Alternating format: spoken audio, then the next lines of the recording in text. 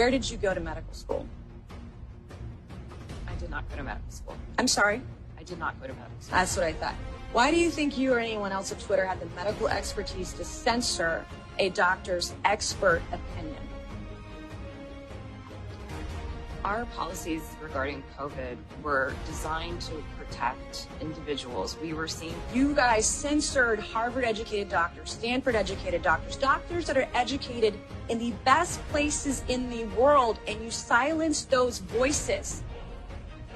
My next question is, did the U.S. government... Oh, excuse me, I have another chart I want to show you, Ms. Gaddy. I have another tweet by someone with a following of a full 18,000 followers. This person put a chart from the CDC on Twitter. It's the CDC's own data, so it's accurate by your standards. And you all labeled this as misleading. You're not a doctor, right, Ms. Gaddy? No. Okay. What makes you think you or anyone else at Twitter have the medical expertise to censor actual, accurate CDC data? I'm not familiar with these particular situations. Yeah, I'm sure you're not. But this is what Twitter did. They labeled this as inaccurate. It is the government's own data. It's ridiculous that we're even having to have this conversation today. It's not just about the laptop. This is about medical advice that expert doctors were trying to give Americans because social media companies like Twitter were silencing their voices. I have another question, my last one for you, Ms. Gaddy. Did the U.S. government ever contact you or anyone at Twitter to pressure Twitter to moderate or censor certain tweets? Yes or no?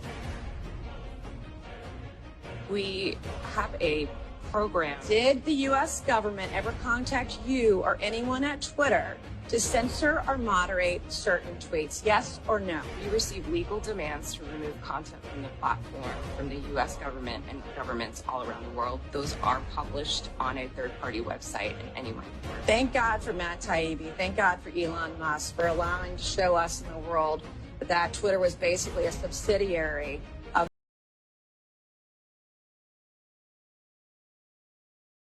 Mr. Roth. Have you communicated with government officials ever on a platform called Jira? Yes or no? Real quick answer. We're on the clock. Not yes to or the no? best of my recollection. Not no. to your recollection? Great.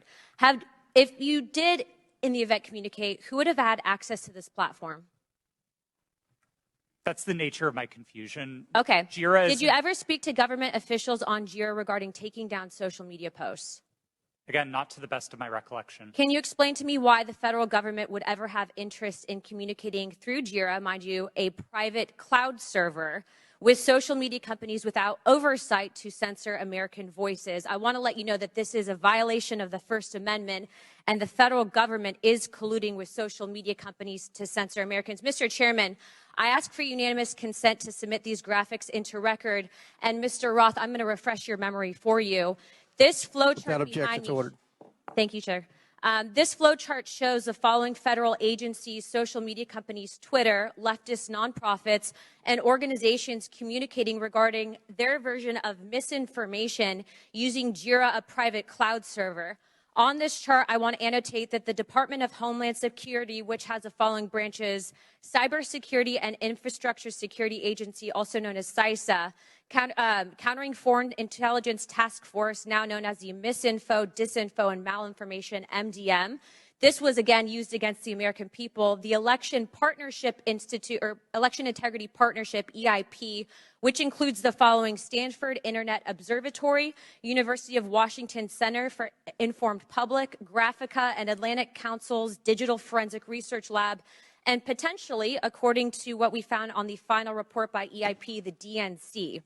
The Center for Internet Security, CIS, a nonprofit funded by DHS, the National Association of Secretaries of State, also known as NASS, and the National Association of State Election Directors, NASED, and in this case, because there are other social media companies involved, Twitter.